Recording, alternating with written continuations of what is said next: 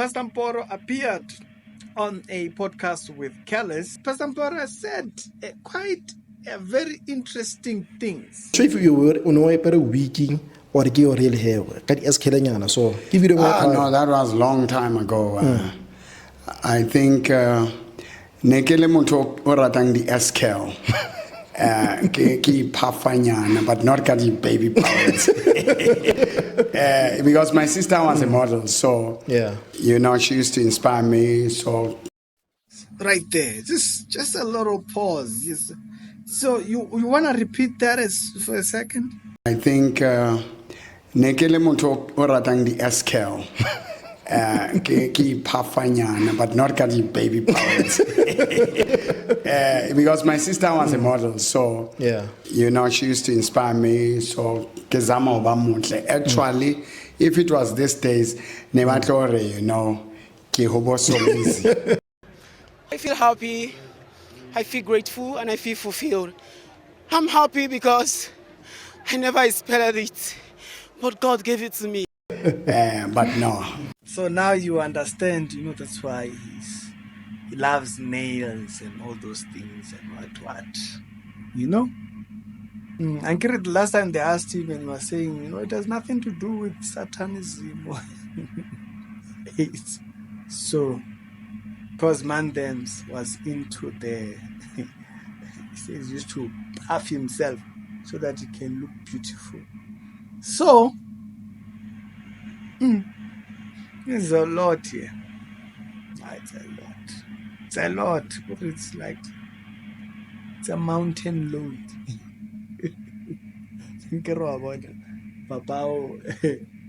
It's a lot to say. It's a lot. There's a lot of confusion. There was also in this particular interview places where Mboro uses the Bible and he adds onto the Bible. I had to use the word, unanti spiritual codes. Hore, though I eat any deadly thing, it will do me no harm. This he does by quoting things that you would know biblically. And then he adds something that's not there in the Bible. And he spiritualizes it to a way that you can justify it even though the quotation has nothing to do with it. Because then he goes to quote, my body is the temple of the Lord. That says nothing about codes. But because he has used that, you start affiliating the verse. Even though the verse has nothing to do, he does this a lot when he speaks. Nowadays, it's just been a little bit more direct. So then he said he had interest in talking to Kekhelezi and he goes to state the reason. I still have concerns and question marks. Or my people ended up with him. And what did he do with them? Because certain things I want out, because he's a giant among those and I'm a giant here. Yeah. So, and then he said, Baruti Baya Koyen and all that. Yeah. So I want to know those names because when you say Baruti Ba Police, Kenam Ruto popular Omholo. And when I started, he's a small boy and then he was not there and so now I'm over 40 years on the game. You understand? So these are kids. But certain things I want to, when I'm critical, I want to be critical to you. I don't want to do it in your absence because we can. Yeah. Now, as you can hear, that the reason why he wants to have a discussion with him is that there are certain things he wants to be critical about. I don't know, there was money that was handed over to him, whatnot. So, or the guy? Dr. Kekhelezi.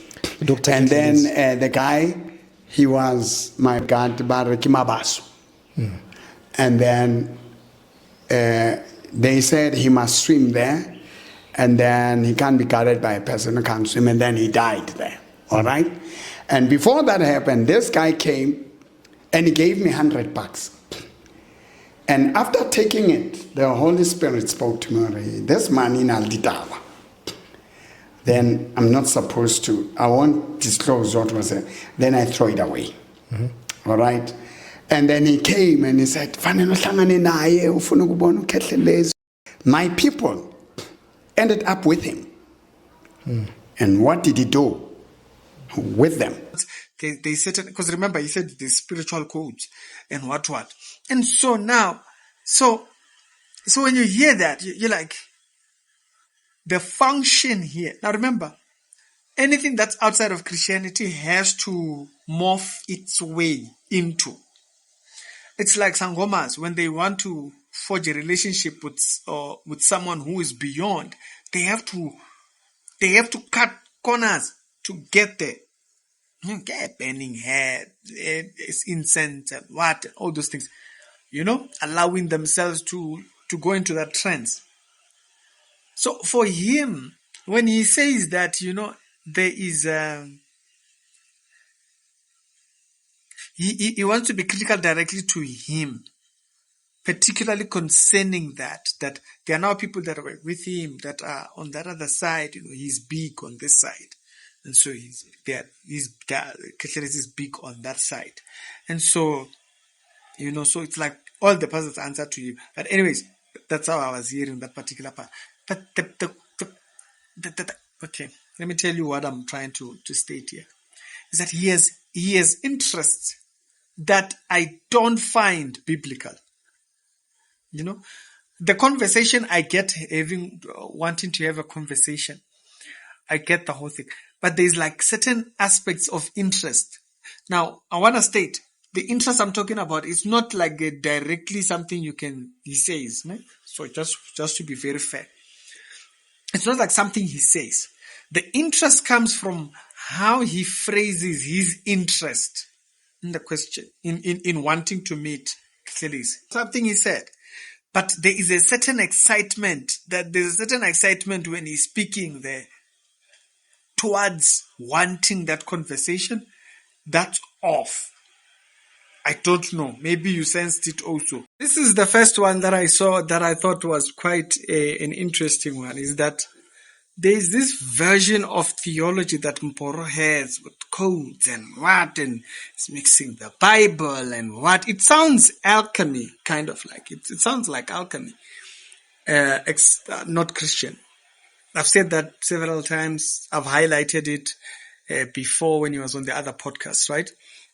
And so this was just quite an interesting one to hear him also giving some other interesting thing. Now he does go on to talk about another person that I want to go back into.